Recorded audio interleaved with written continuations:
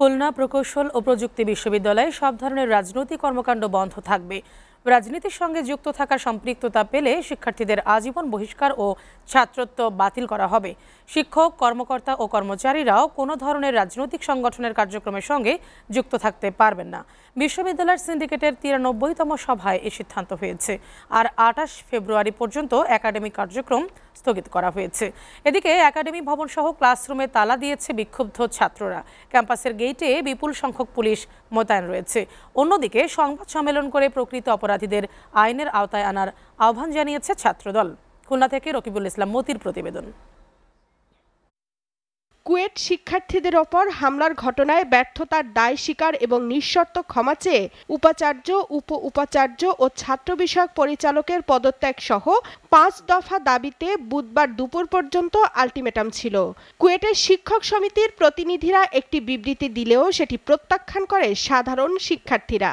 গতকাল কুয়েট শিক্ষার্থীদের উপর পরিকল্পিতভাবে যে হামলা হয়েছে তার সাথে জড়িত শিক্ষার্থী এবং এদের প্রশ্রয়দাতা শিক্ষক, কর্মকর্তা, কর্মচারীর বিরুদ্ধে কুয়েট প্রশাসন হতে হত্যার চেষ্টা এবং নাশকতার মামলা করতে হবে।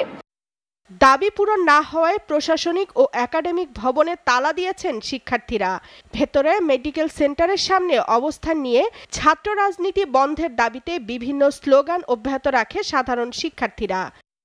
এদিকে বেলা 11টার দিকে সিন্ডিকেট মিটিং হয়েছে। এতে একাডেমিক কার্যক্রম 28 ফেব্রুয়ারি পর্যন্ত স্থগিত। জড়িত শিক্ষার্থীদের বিরুদ্ধে বিশ্ববিদ্যালয় থেকে বহিষ্কার করা, বহিরাগতদের বিরুদ্ধে মামলা, আহতদের চিকিৎসা, শিক্ষার্থীদের নিরাপত্তা ব্যবস্থা নেওয়ার সিদ্ধান্ত হয়েছে সিন্ডিকেট সভায়। কুয়েটের 95% স্টুডেন্ট আপনাকে দেখতে চাচ্ছে না, এর থেকেও বেশি। এই দাবির জন্য আমরা এখানে আসি। দাবি আদায় না হওয়া পর্যন্ত আমরা এখান থেকে কেউ যাব না। শিক্ষার্থীদের মধ্যে নতুন করে সংঘর্ষ এড়াতে ক্যাম্পাসের আশেপাশে মোতায়েন করা হয়েছে বিপুল পরিমাণ আইন শৃঙ্খলা বাহিনীর সদস্য।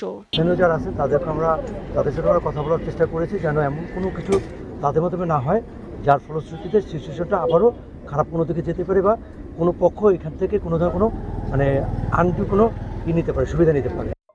অন্যদিকে ছাত্রদলের পক্ষ থেকে সংবাদ সম্মেলন করে প্রকৃত অপরাধীকে আইনের আওতায় আনার আহ্বান জানিয়েছেন।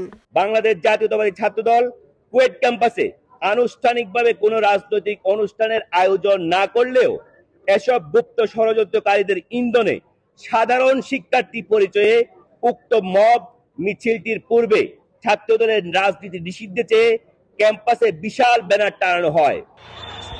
কুয়েটে ছাত্র রাজনীতি নিষিদ্ধের দাবি ঘিরে মঙ্গলবার ছাত্রদল ও শিক্ষার্থীদের মধ্যে দফায় দফায় সংঘর্ষ ও ধাওয়া পাল্টা ধাওয়া হয়।